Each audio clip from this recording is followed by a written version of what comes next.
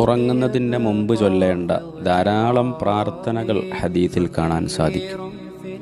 ഇമാം നവവി റഹിമഹുല്ല അൽ അദ്കാറിൽ രേഖപ്പെടുത്തിയത് കാണാം.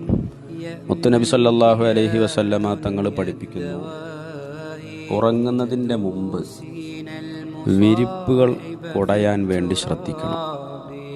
വിരിപ്പുകൾ ചുരുണ്ടുകിടക്കുന്ന മടങ്ങിക്കിടക്കുന്ന വിരിപ്പുകൾ എടുത്ത് കുടയണം. നാം അറിയാതെ എന്തെങ്കിലും ഇഴജന്തുക്കൾ അതിൽ കയറിയിട്ടുണ്ടെങ്കിൽ അത് നമ്മുടെ ജീവന് വലിയ ഭീഷണിയായിരിക്കും.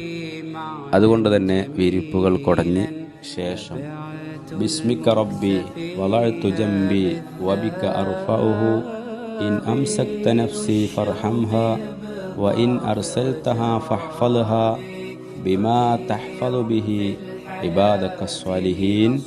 ഈ പ്രാർത്ഥന ചൊല്ലാൻ വേണ്ടി ശ്രദ്ധിക്കണം.